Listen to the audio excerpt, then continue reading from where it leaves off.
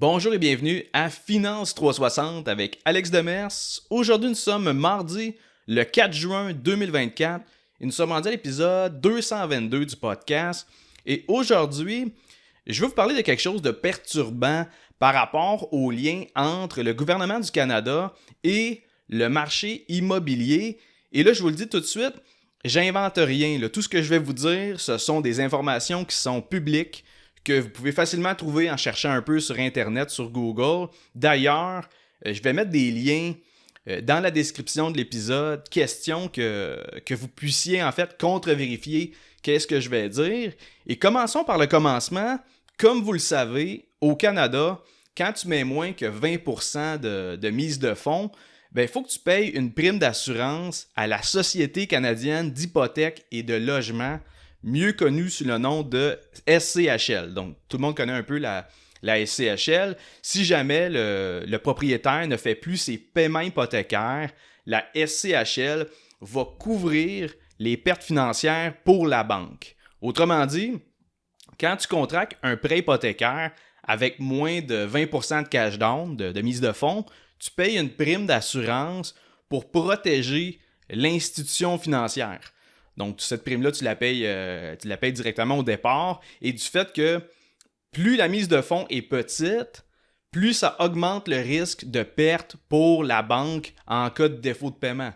Parce que le montant que tu mets comme cash down, nécessairement, plus tu mets un gros montant, plus ça vient limiter la perte potentielle de la banque parce que au pire, tu ne fais plus tes paiements, mais ils ont déjà une partie de la valeur de la maison comme mise de fonds. Puis eux autres, comme je vous dis, ils peuvent à ce moment-là la revendre puis récupérer l'EB de cette façon-là. Et à noter que présentement, la SCHL, elle garantit plus de 430 milliards de dollars en dette hypothécaire.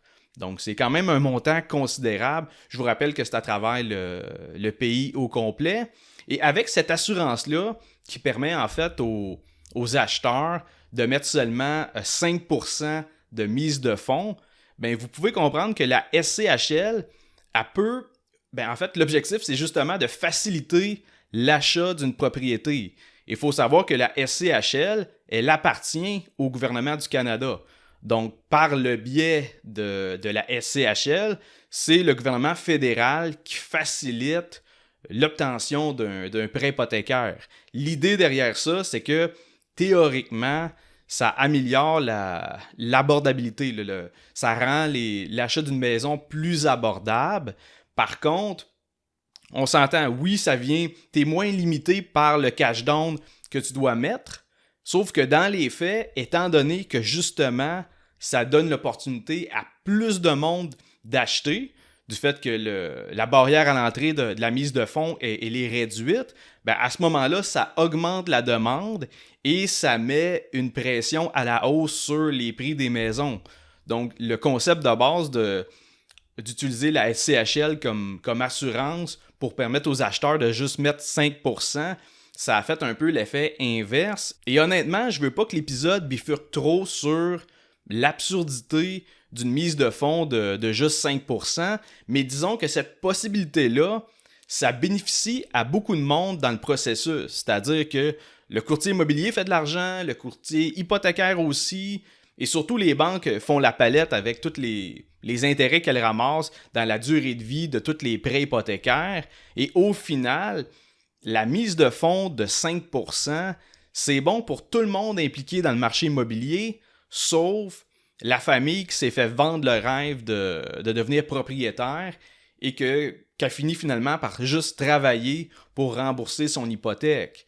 Parce que c'est malheureux, mais pour beaucoup de personnes, leur vie tourne autour de rembourser leur prêt hypothécaire et la hausse des taux d'intérêt, ça a juste mis les projecteurs sur ce phénomène-là et ça a rendu évidemment la tâche encore plus difficile. Mais grosso modo, c'est mon point de vue par rapport à la mise de fonds de 5%. Mais l'autre élément que je vais vous faire comprendre, c'est que je veux que vous sachiez qu'est-ce qui se passe ensuite avec les prêts hypothécaires du côté des institutions financières, les banques. Premièrement, il faut savoir que les banques, eux autres, ils aiment ça prêter de l'argent, comme ça ils ramassent des intérêts. C'est parfait comme modèle d'affaires. Puis je suis d'ailleurs actionnaire d'une banque. Donc, je comprends la mécanique. Et eux autres, en fait, l'objectif, c'est de réavoir du cash après de l'avoir prêté. Autrement dit, après avoir contracté un prêt hypothécaire, les banques ont besoin de retrouver un certain niveau de liquidité pour continuer à faire d'autres prêts, qui est leur principale manière de générer des revenus finalement. Donc leur méthode est simple, c'est que pour récupérer de l'argent, ils vont regrouper des centaines de prêts hypothécaires ensemble et ils vont créer ce qu'on appelle des mortgage-backed securities. Et ça, en français, ce sont des titres adossés à des hypothèques. Et grosso modo, dans des mortgage-backed securities, tu retrouves un bassin de prêts hypothécaires. Et en achetant ça comme investisseur, tu obtiens un rendement. Par exemple, disons que tu as un paquet de prêts hypothécaires avec un taux de 4, 5, 6% à l'intérieur du titre. Ben, le mortgage-backed security pourrait te donner un rendement de, disons, 5,5% par année. Bref, c'est comme ça que les banques se débarrassent de leurs prêts hypothécaires. Ils vendent ce qu'on appelle des titres adossés à des hypothèques. Et c'est là que ça commence à devenir un peu bizarre parce que la SCHL, elle a créé la Fiducie du Canada pour l'habitation et la raison d'être de cette fiducie-là, c'est justement d'acheter les titres adossés à des hypothèques qui proviennent des banques canadiennes. Ils vont prendre ça puis les revendre sous forme d'obligations hypothécaires sur les marchés obligataires. Et ça mérite que je me répète un peu. La SCHL, c'est elle qui garantit les prêts hypothécaires avec une mise de fonds de moins de 20%, mais c'est aussi la même entité, via la fiducie, qui s'occupe de les packager et de les revendre aux investisseurs sur les marchés financiers. Et là, on va poursuivre du côté du gouvernement du Canada. Dans le budget 2024, le gouvernement fédéral a annoncé qu'il allait emprunter 500 milliards de dollars. Il va faire ça via l'émission d'obligations et de bons du Trésor. Et c'est comme ça que le gouvernement se finance. Mais là, il faut comprendre que dans le 500 milliards de dollars, il y a 414 milliards qui vont servir uniquement à rembourser la dette qui arrive à échéance. Autrement dit, le gouvernement emprunte pour payer ses anciens emprunts. Déjà ça, c'est catastrophique, mais c'est pas tout. Le gouvernement fédéral, il compte aussi prendre jusqu'à 30 milliards de dollars pour financer l'achat d'obligations hypothécaires au Canada. Et là, il faut faire une pause pour bien comprendre la problématique avec ça. Rappelez-vous, le gouvernement du Canada, c'est lui qui est garant de la SCHL. La SCHL, ça appartient au gouvernement fédéral. La SCHL qui garantit les prêts hypothécaires si jamais il y a un défaut de paiement. Et c'est aussi la SCHL, via la Fiducie du Canada, qui achète les prêts hypothécaires aux banques et qui les repackage en obligations hypothécaires. Et là, le gouvernement fédéral, il compte acheter ces fameuses obligations hypothécaires-là.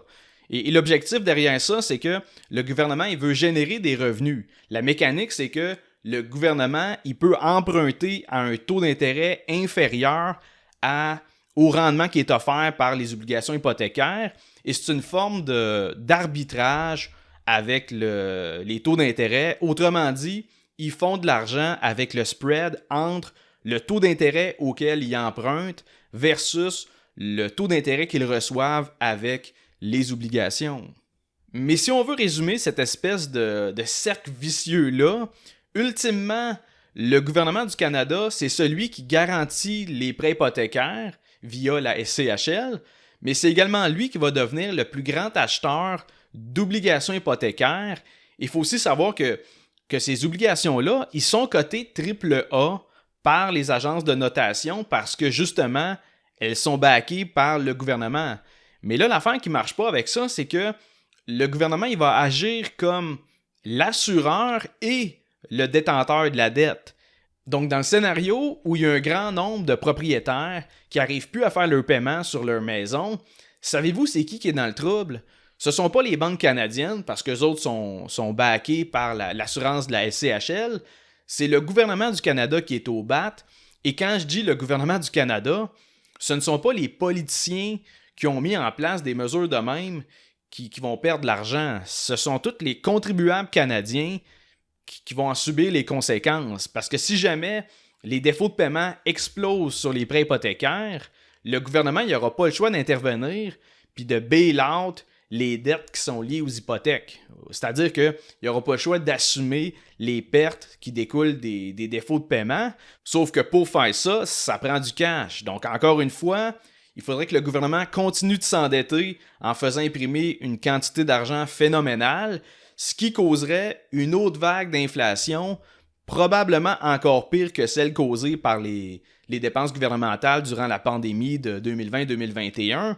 Et pour moi, ce qui marche pas avec ça, c'est que je me demande si c'est vraiment le rôle du gouvernement d'offrir des assurances sur des prêts hypothécaires, de faire de l'arbitrage sur des taux d'intérêt en s'endettant pour acheter des obligations hypothécaires.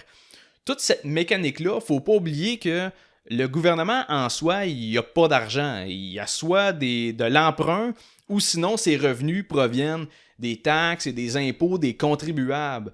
Donc, essayer d'intervenir comme ça dans le marché pour garantir des prêts d'un côté, puis de l'autre bord, acheter les obligations hypothécaires qui contiennent ces prêts-là, pour moi, c'est une mécanique qui est très dangereuse et ultimement, le risque repose sur les contribuables. Si jamais ça fonctionne, le gouvernement, bravo.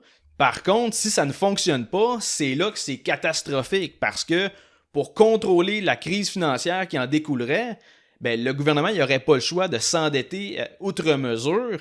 Et vous le savez, qu'est-ce que ça fait quand on imprime de l'argent pour financer des dépenses puis qu'on crée de l'argent de nulle part? Ça crée ce qu'on a connu en 2020-2021 et encore aujourd'hui, on en subit les conséquences avec l'augmentation drastique du coût de la vie. Puis après ça, la Banque du Canada, pour reprendre le contrôle sur l'inflation, n'a pas le choix de monter les taux d'intérêt et ça crée l'environnement économique qu'on a aujourd'hui.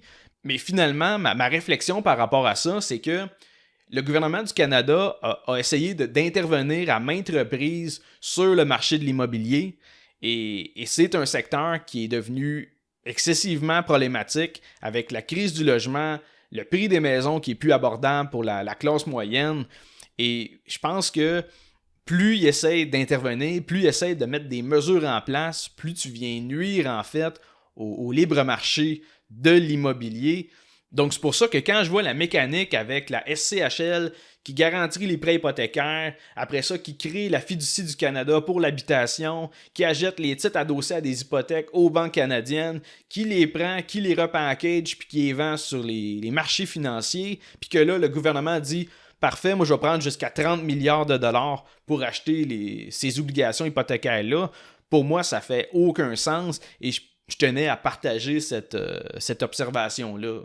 Et pour conclure l'épisode, demain, la Banque du Canada va annoncer sa décision concernant les taux d'intérêt. Et je le répète, de mon côté, je m'attends à ce qu'il laisse le taux directeur inchangé à 5%. Par contre, les attentes un peu partout dans les médias et même sur le marché, c'est pas tout à fait ça. En fait, on s'attend beaucoup plus à ce que la Banque du Canada fasse sa première coupe demain. Donc, c'est sûr que le gouverneur de la Banque du Canada a énormément de pression à baisser les taux d'intérêt mercredi.